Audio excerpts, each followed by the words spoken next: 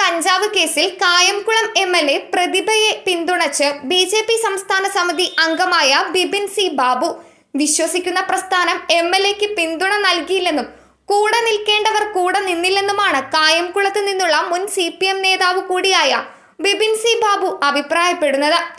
നാളെക്കുറിച്ച് ചിന്തിക്കുന്ന ദേശീയതയിലേക്ക് ഞാൻ പ്രിയപ്പെട്ട എംഎൽഎയെ സ്വാഗതം ചെയ്യുന്നുവെന്നും ബിപിൻ സാബു ഫേസ്ബുക്കിൽ കുറിച്ചു.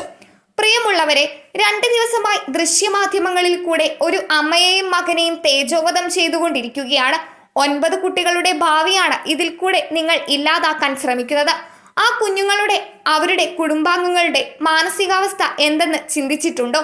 കുഞ്ഞുങ്ങളുടെ കയ്യിൽ നിന്ന് തെറ്റുകൾ സംഭവിച്ചിട്ടുണ്ടെങ്കിൽ തന്നെ ഒരമ്മ എന്ന നിലയിൽ അവരുടെ വികാരത്തെ മാനിക്കണമായിരുന്നു എന്ന് ബിപിൻ സാബു കുറിച്ചു. അവർ വിശ്വസിക്കുന്ന പ്രസ്ഥാനവും യാതൊരു രീതിയിലുള്ള പിന്തുണ അവർക്ക് നൽകിയില്ല. അവരെ വളഞ്ഞിട്ട് ആക്രമിച്ച രീതി തികച്ചും അപലപനീയമാണ്. എന്തെങ്കിലും സാഹചര്യത്തിൽ അവരിൽ തെറ്റുകൾ ഉണ്ടായിട്ടുണ്ടെങ്കിൽ അത് തിരുത്തി അവരെ നല്ലതിലേക്ക് നയിക്കുകയാണ് നമ്മൾ ചെയ്യേണ്ടത്. നാളെയുടെ വാഗ്ദാനങ്ങളാണ് അവർ. ഇങ്ങനെ ഒരു സാഹചര്യത്തിൽ കൂടെ നിൽക്കേണ്ടവർ പോലും കൂടെ നിന്നില്ല. നാളെക്കുറിച്ച് ചിന്തിക്കുന്ന ദേശീയതയിലേക്ക് ഞാൻ പ്രിയപ്പെട്ട എംഎൽഎയെ സ്വാഗതം ചെയ്യുന്നുവെന്നും ബി.ജെ.പി. സംസ്ഥാന സമിതി അംഗം കൂട്ടിച്ചേർത്തു.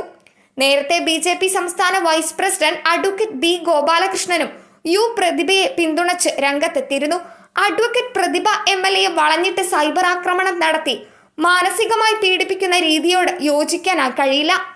ഇതിന്റെ പിന്നിൽ ചരട് വലിച്ച കമ്മ്യൂണിസ്റ്റ് സാഡിസം അനീതിയും അപലപനീയവുമാണ്. CPM നേതൃത്വത്തിന്റെ അറിവോടെ കഞ്ചാവ് കേസിൽ അവരുടെ മകനെ കുടുങ്ങിയതോ ആണെന്ന് ഞാൻ ഉറച്ചു വിശ്വസിക്കുന്നു. News desk മലയാളാക്ഷരം.